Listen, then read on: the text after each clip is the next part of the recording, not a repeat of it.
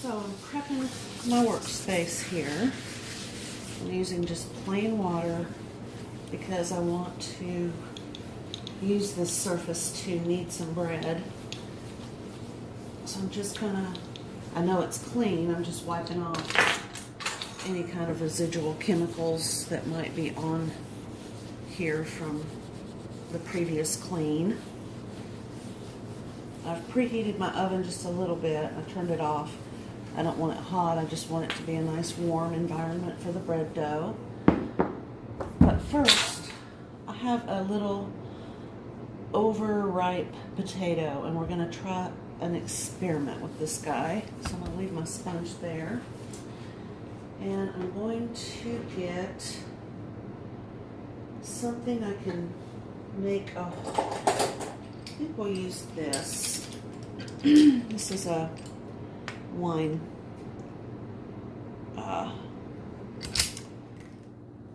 bottle opener. What I want to do is just create a hole. I might have been able to do it with a knife, but I don't want to cut all the way through the potato. I just want a little hole. I'm going to kind of, here we go. All right, and I'll show you what I'm talking about, and I'll explain why in just a moment. Okay.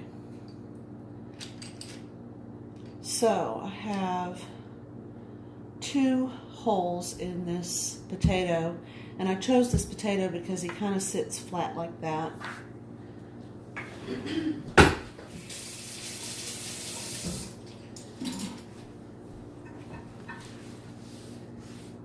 And what on earth is she doing, you might be asking yourselves. I will show you in a minute. As many of you know, my daughter was recently married, and this is one of the remaining arrangements. So what I would like to do, I saw this on, might have been Facebook, something floated by. I'm going to take, since these are getting a little, they're 11 days old now, quite past their prime.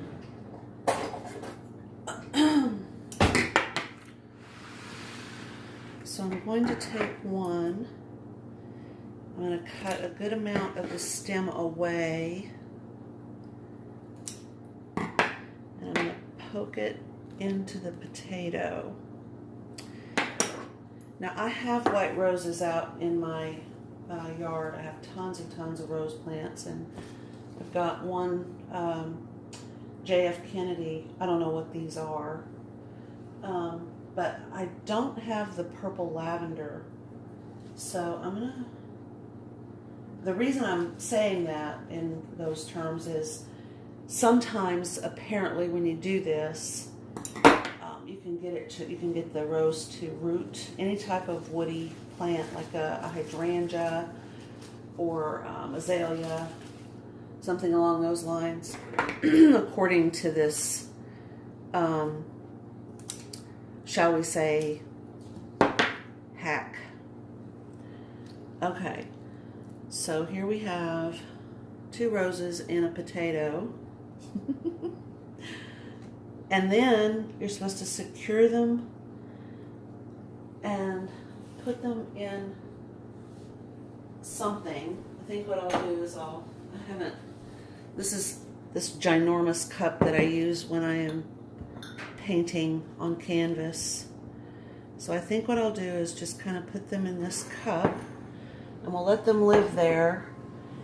I'll come back when I do a different video, whether it's sewing or baking, and we will see if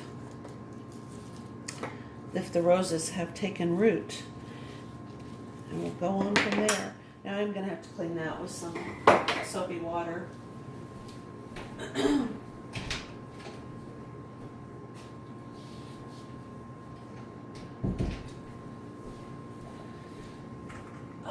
I do enjoy looking at flowers, though. I love having them all around the house. I'll put this right here. Okay. And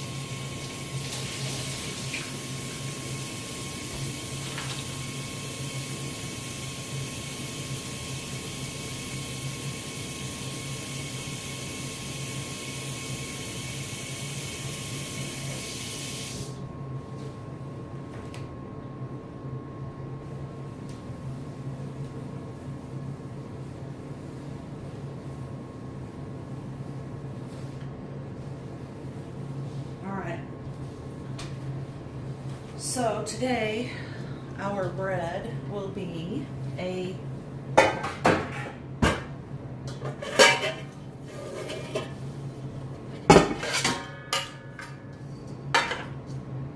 thinking a nice wheat loaf. And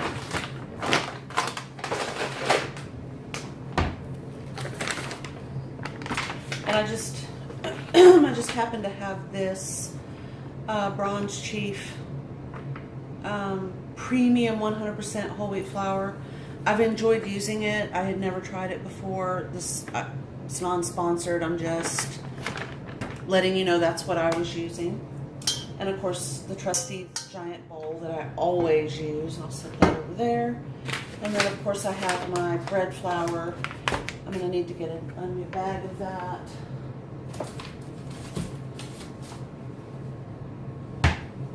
My sugar.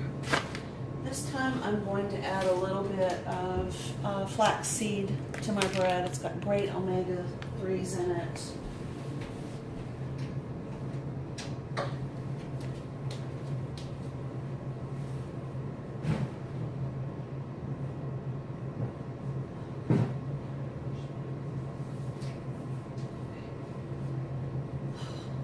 Things up high where I can't get to them. Okay, new bag of flour and my yeast.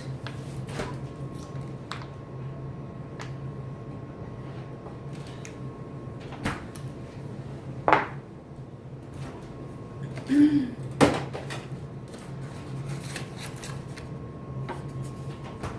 as you guys know, I always use the vegan butter option down to my last stick there.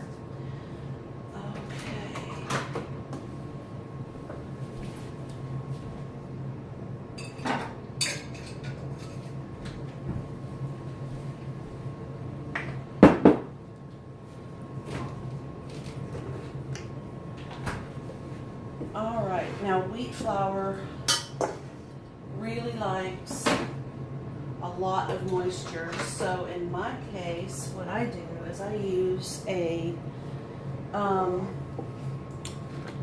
coconut. Let's see if I get that in there. There's so much stuff on my counter.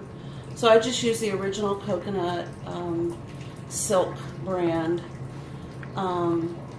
It bakes beautifully. I don't have any problems with it, and I treat it just like regular cow's milk. So if the recipe says to scald the milk, I go ahead and do that with my coconut milk.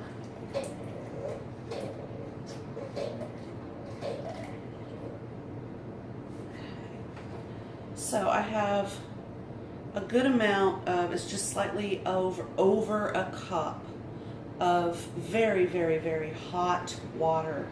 It would kill my yeast if I put it into this right now. So what I'm going to do, my recipe calls for 3 tablespoons of sugar. And while I like to use honey when I make whole wheat bread, I'm not going to add the honey at this stage. I don't find that my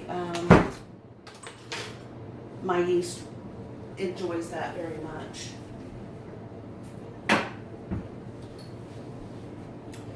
So from the hot water, I'm going to pour out into a different measuring cup. Let me move some of this stuff so you can see what I'm doing.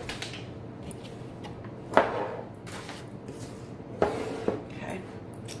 I'm going to pour about 1/4 of a cup. It does not have to be a perfect measurement, but you know, if your measuring cup only goes up, I'm at 1/3. So I'm at 1/3 of a cup of extremely hot water there. I'm going to leave this hot water in here. And I don't add any fat at all, just sugar. So no butter, no milk, nothing. Okay. Now my yeast requirements are 2 packages. So I need 2 teaspoons, each package contains 2 teaspoons and a quarter. So I need 4.5 teaspoons of yeast out of my jar of yeast. Okay, I'm going to check the temp of this water. It should be just slightly warmer than room temperature. And the way to check it is your body temperature is around 98, very close to 100. So if it feels warm when you check it with your feet, you can just poke your finger in the water, as long as your hands are clean, obviously. Or you can use a thermometer. I trust my touch a little bit better. So I poured that into my yeast, and now I'm just going to stir the yeast and the sugars together.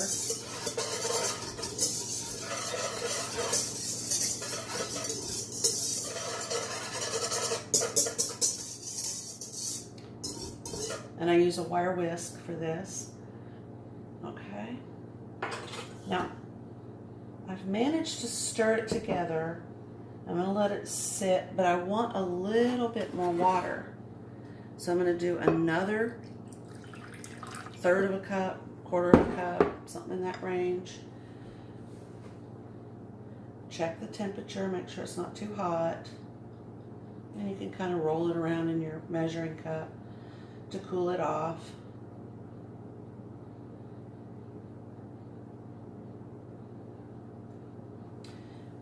Okay, and then stir that together. And I really like to, break up the yeast. It's going to want to clump together.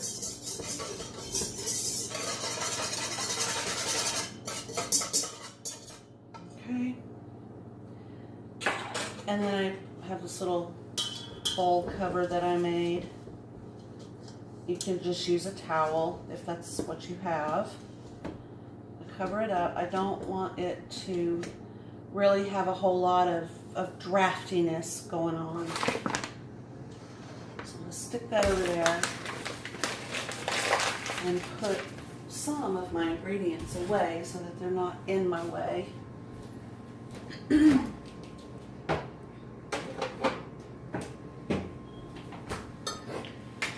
Okay, this just had water in it, so I can just use it as a clean measuring cup and only get one at a time dirty. All right, so now in this large measuring cup, I have 2/3 of a cup, and I want about 2 cups total. I might go a little above that, around 2 1/3, 2 1/4.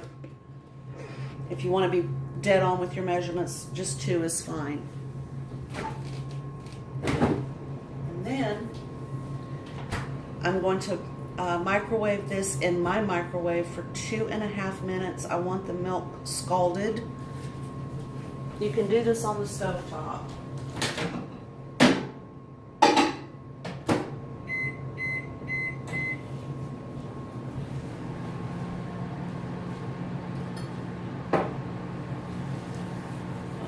Now my recipe wants a lot of fat. And if you're using this brand of whole wheat flour, you'll see that there's a traditional whole wheat bread recipe on the back. It calls for 3 cups of scalded milk and 1 tablespoon of shortening melted. Pardon me. I cut back on the milk. I use a little bit more water, and I use a 1/2 stick of butter. So that's about 4 tablespoons of butter or butter substitute.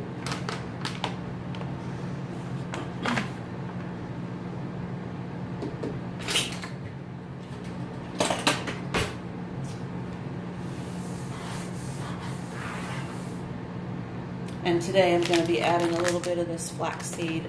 Flaxseed is a great way to incorporate omega-3s, a plant source omega-3, into your diet.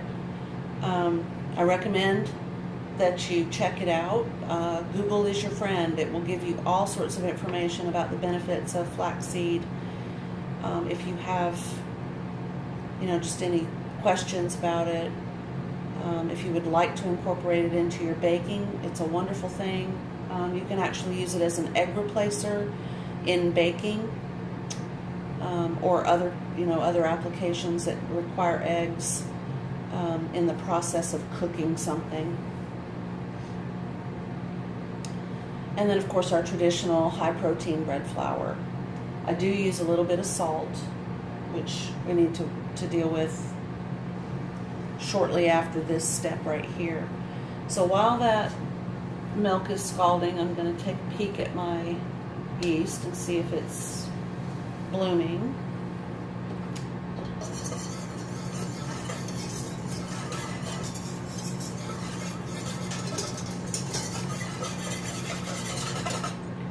It appears to be, but I don't waste my time.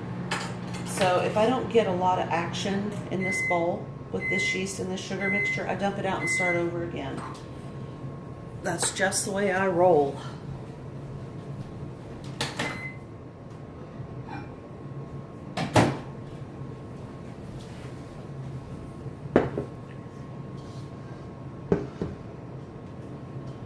Okay, so it's going to get a few more minutes. I want to see a little bit more action, and then if I don't get it, I'll just start over with my yeast. I just don't waste my time. Okay, now this is very, very hot. I added milk to hot water that I actually got from my Keurig. And then I put it in the microwave for 2.5 minutes. So I am now going to add basically a half a stick of butter.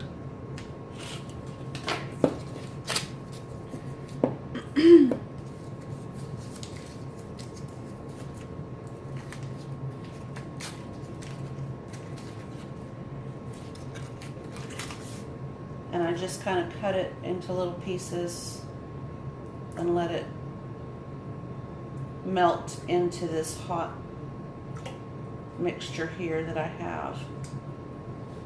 Okay.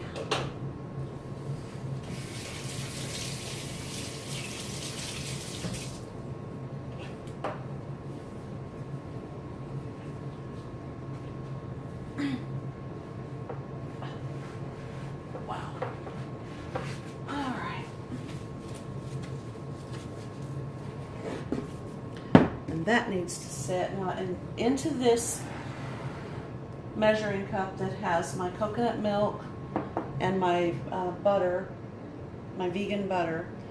I can add my salt to that, and I'll use my salt shaker, but I think that's all I have. I need to use my salt shaker this time. Where did I put? Oh, here we go. I'll just use this guy.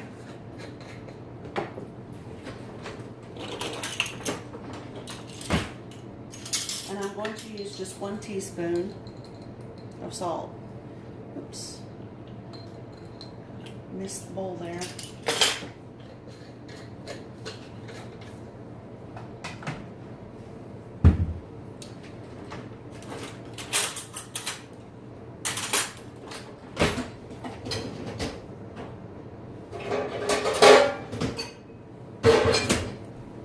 This is the spoon that I use when I'm mixing up my bread dough. So instead of getting 400 things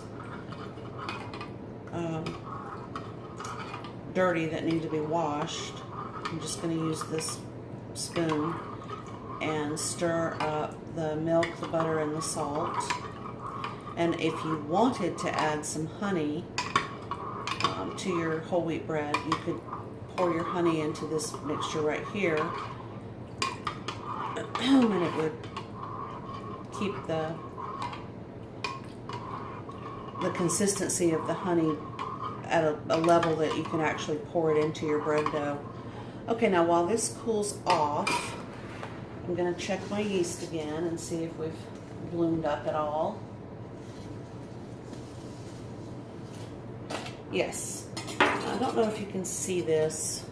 If I move over here, there is a foam on top.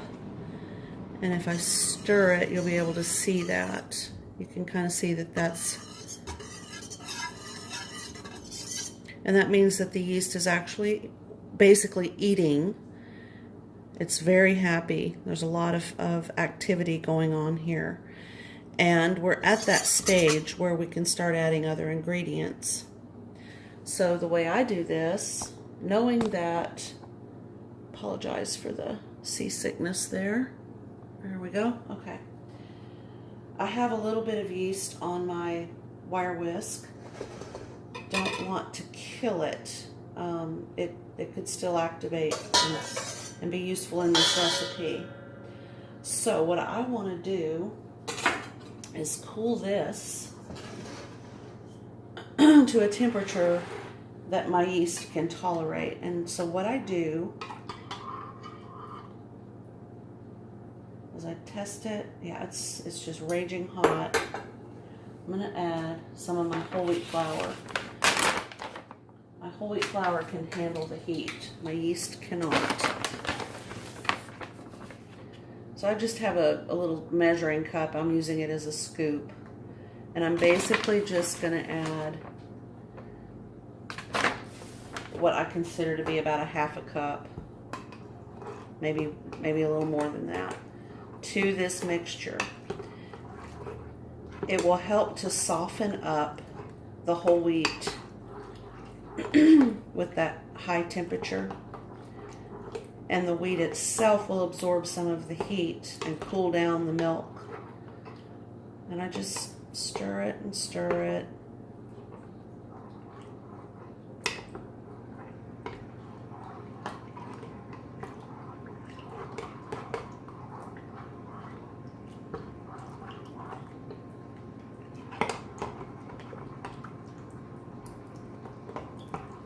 And I'll check the temp. Yep, it's cooling off nicely. So now I'm going to add a little bit of my flaxseed. And I do measure the flaxseed when I'm putting it into a bread recipe. I'm going to use 3 tablespoons of flaxseed, and I'm putting it into my milk mixture.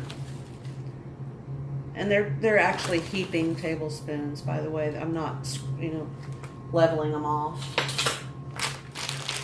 And this is Bob's Red Mill whole ground flaxseed meal.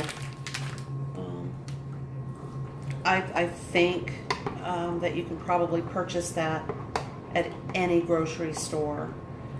Here in the Pacific Northwest, I typically buy it at Fred Meyer. I believe Safeway sells it. I would be surprised if they did not on the baking aisle. Okay, so I have about 2/3 a cup of whole wheat flour and 3 heaping teaspoons or tablespoons of my flaxseed mixed in with my very hot scalded milk and a little bit of water and a half a stick of butter. And you can either add to or delete, and my salt, any of the ingredients here, with the exception of the milk, the butter, and the water. Okay, so that's nicely cooled down. Now I'm going to whisk it because it's not so hot and it won't kill the yeast that's on the wire whisk.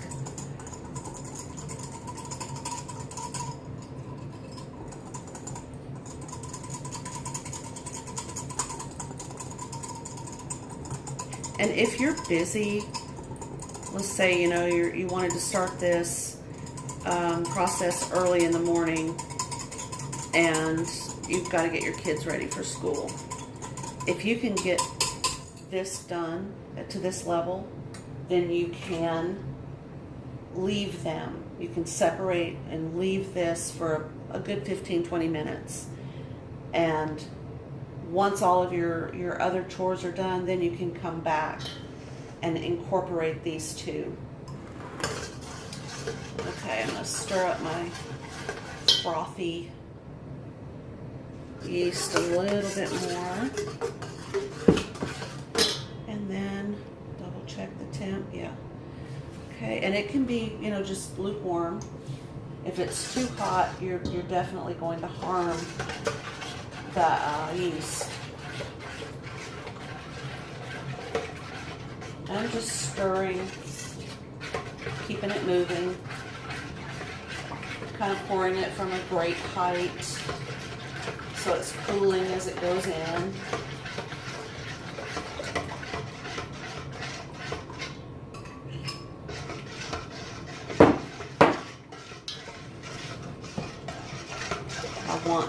I want to make sure that I'm not killing the yeast with a temperature that's too hot, and that's just perfect right there. Okay.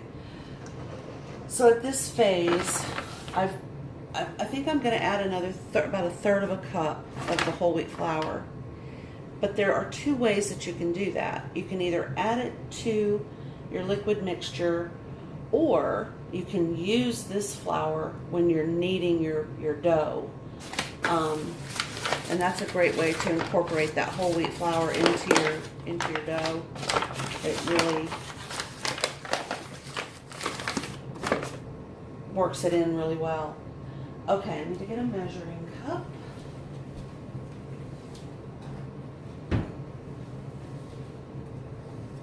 This is a 1.5 cup measure. Oops, making a mess. I really don't mind it if I spill a little flour because I know I'm going to have to use it anyway on the counter. So we've got about 3 cups here. Just finish that back off like that. And give it a stir. This is kind of a soupy mixture at this phase.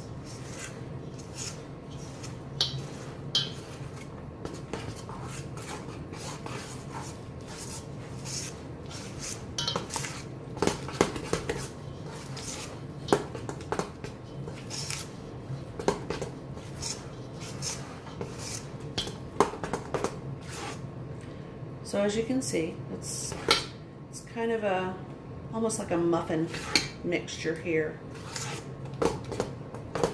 We definitely need some more flour.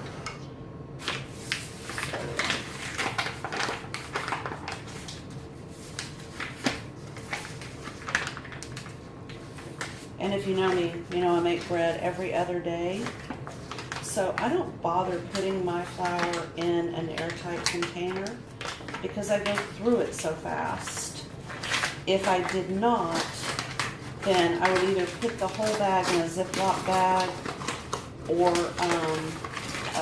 a fancy canister on the countertop or something. But I, generally speaking, just fly through flour, so I don't really have to worry. All right, so here's another cup of bread flour, 1.5 cups of bread flour. And I'm probably gonna just add a little bit more to make that a good 2 cups. Okay. Now it's going to get a little bit harder to mix and blend, but you're going to start to see how it almost repels the flour.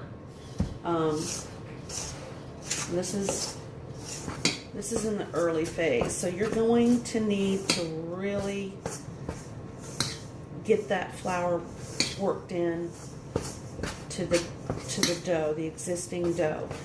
And if you are having a hard time with your spoon, if it's difficult to use, and quite frankly I can't stand this spoon, but it's all I have.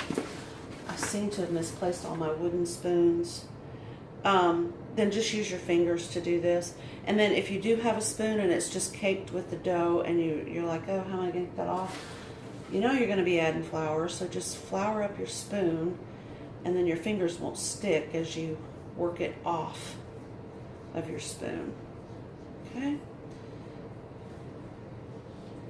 Now I'll be honest, I like to wash everything I use to make bread in the dishwasher. because I want to make sure that I get it as clean as I possibly can, but I also want to make sure that there is no residual yeast on the spoon or in the bowl. I don't want yeast spores hanging out in my kitchen.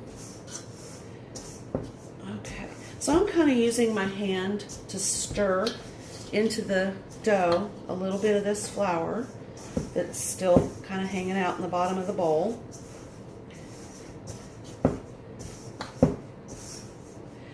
Okay, and now I'm going to flour my countertop here. Just dump some out, spread it around, and then pick up your dough. Okay, now I have this dirty measuring cup I was using, and I've got some little pieces of dough that I don't want to work into my bread dough. So this is like my garbage can over here. But I am going to use this bowl again, and I don't have to wash it out. So that's, you know, not something you need to worry about. We're going to spray it or, you know, make sure it's greased with either a spray, vegetable oil, or we could actually use butter. I've even used olive oil, which does give bread a lovely texture, but you need to be careful, not use too much. You can mix two things together if you want to. Okay, so now we do our kneading. And what you're looking for is a dough that's not sticky, that is pliable. It has a good elastic feel.